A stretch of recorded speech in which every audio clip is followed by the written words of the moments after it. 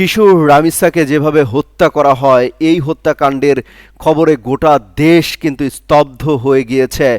যেভাবে তাকে নৃশংসভাবে হত্যা করা হয়েছে, বলা হচ্ছে যে, বিশেষ করে যদি বলি যে স্বরাষ্ট্রমন্ত্রী তিনি বলেছেন, স্বরাষ্ট্রমন্ত্রী তিনি জানিয়েছেন যে 1 সপ্তাহের মধ্যেই কিন্তু তদন্ত প্রতিবেদন জমা দেওয়ার কথা বলা হয়েছে। জবানবন্দি নেওয়া হয়েছে, 24 ঘন্টার মধ্যে আসামিকে গ্রেপ্তার করা হয়েছে। আইনশৃঙ্খলা রক্ষাকারী বাহিনী গ্রেপ্তার করেছেন সেই অভিযুক্ত সোহেল রানাকে। সেই সোহেল রানাকে গ্রেপ্তারের পর কিন্তু 164 ধারায় জবানবন্দি নেওয়া হয়েছে। তিনি প্রত্যাশা করছেন, স্বরাষ্ট্রমন্ত্রী প্রত্যাশা করছেন বেশি দিন সময় লাগবে না এই হত্যাকাণ্ডের বিচার কার্যক্রম চালু করতে। মানুষের মধ্যে ক্ষোভ বিরাজ করছে যে ধর্ষণের বিচার কি আদৌ হবে কিনা। কারণ আমরা জানি যে আসিয়া হত্যাকাণ্ড ইস্যু এবং তাকে ধর্ষণের পর হত্যা করা হয় মাগুরার আসিয়াকে। সেই হত্যাকাণ্ডের ঘটনায় কিন্তু অভিযুক্তকে গ্রেপ্তার করা হয় দ্রুত সময়ের মধ্যে, অর্থাৎ 21 দিনের মধ্যে রায় ঘোষণা করা হয়। তারপর থেকে কিন্তু এখন পর্যন্ত সেটি ঝুলে আছে, আপিল বিভাগে ঝুলে আছে। অর্থাৎ সেই বিচার কার্যক্রমও কিন্তু এখন পর্যন্ত দৃশ্যমান হয়নি, কার্যকর হয়নি। একই সাথে আলোচিত ধর্ষণের ঘটনায় সেই রসুখা, তার ইস্যুটিও কিন্তু এখন পর্যন্ত দীর্ঘ বছর ঝুলে আছে এখন পর্যন্ত। দর্শক, এই যে আলোচিত এই হত্যাকাণ্ড, অর্থাৎ ক্লাস 2তে পড়ে 8 বছরের রামিসা, সে নিজ ভবনেই, অর্থাৎ যে বাসায় ভাড়া থাকতো সেখানেই হত্যাকাণ্ডের শিকার হয়েছেন। তার মা বলছেন যে আমি কিচ্ছু টের পেলাম না, আমি টের পাচ্ছিলাম যে কান্নার আওয়াজ পাচ্ছিলাম, চলছিলাম, কিন্তু এটাই যে আমার মেয়ে এটা আমি বুঝতে পারিনি। তার বাবা বলছিলেন কান্নাজড়িত কণ্ঠে, রীতিমতো ভাইরাল হয়েছে তার বাবা বলছিলেন যে আমার মেয়ের কোনো চাওয়া কিন্তু আমি অপূর্ণ রাখিনি। অর্থাৎ মেয়ে যখন যেটা চেয়েছে আমি তখন সেটাই এনে দিয়েছি। সেই সাথে বলা হচ্ছে যে তার বাবা বলছে, আমি 3 বছর ধরে আমি আমার জুতা কিনি না, যতবার জুতাটা ছিঁড়ে যায় ততবার আমি সেলাই করে পরি, কিন্তু আমার মেয়েদের কোনো আবদার আমি কিন্তু অপূর্ণ রাখিনি। তার সহপাঠীরা আজকে বিক্ষোভ করেছে, রাস্তায় নেমে এসেছে, ক্ষুধে সেই কোমলমতি শিশুরা তারা রাস্তায় নেমে এসেছে। তারা বলছে আমরা এই হত্যাকাণ্ডের বিচার চাই বলতে অভিযুক্ত যে সোহেল রানা আছে তাকে যেন ধরিয়ে দেওয়া হয়, তাদের হাতে তুলে দেওয়া হয়, সেই কথা, সেই দাবি তারা জানিয়েছেন। অর্থাৎ শিশু রামিসাকে যেভাবে হত্যা করা হলো, এটা গোটা দেশের একটা বিবেককে নাড়িয়ে দিয়েছে।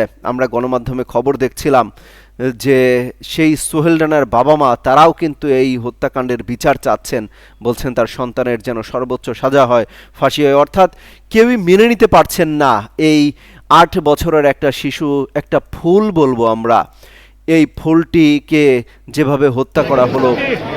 পুলিশের বর্ণনায় বলা হচ্ছে যে, বা মামলার বর্ণনায় যেভাবে এসেছে যে শিশু রামিসা তিনি তার ভবনে নিচে গিয়েছিলেন ছোট বোনকে বিদায় জানাতে, চলতে হয়তো তার চাচার বাসা বা স্কুলে যাচ্ছিল, সেখান থেকে ফেরার পথে সিঁড়ি থেকে তাকে ধরে নিয়ে যাওয়া হয়, রুমের মধ্যে আটকে রাখা হয়, পরে তাকে ধর্ষণ করা হয়। ধর্ষণের পর তাকে গলা কেটে, সেই আলামত যেন নষ্ট করার জন্য গলা কেটে হত্যা করা হয়, হাত বিচ্ছিন্ন করে ফেলার চেষ্টা করা হয় ও মাথা বিচ্ছিন্ন করে ফেলে দেওয়া হয়, বালতির মধ্যে সেই মাথা পাওয়া যায়। অর্থাৎ এই নৃশংস হত্যাকাণ্ডের যে বর্ণনা, এটা শুনলেও গা শিউরে উঠবে যে কারো। কোনো মানুষের পক্ষে, স্বাভাবিক মানুষের পক্ষে এই ধরনের দৃশ্য বর্ণনা কোনোভাবেই নেওয়া সম্ভব কিনা এটা বুঝে ওঠার মতো না।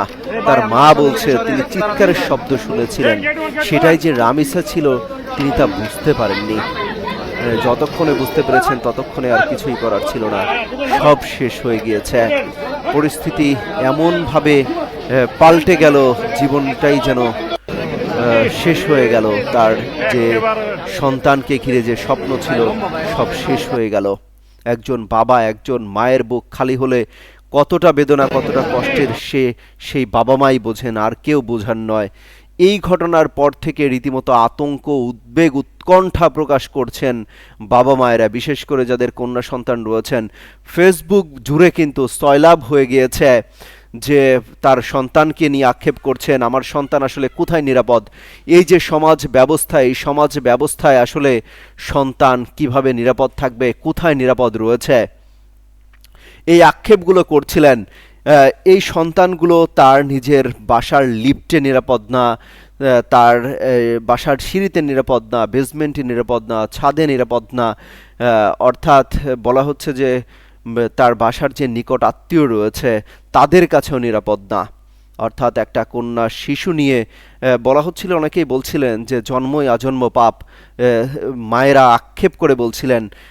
একজন মা তো ফেসবুকে স্ট্যাটাস দিয়েছেন যে আমার একটা সন্তান, মেয়ে সন্তান হওয়ার পরপর আমার একটা ছেলে সন্তান হয়েছে, আরেকটা ছেলে সন্তান হয়েছে, আমার খুব ইচ্ছে ছিল এতদিন যে একটা কন্যা সন্তান হবে, এখন আমি কোনোভাবেই চাই না যে আমার কন্যা সন্তান হোক।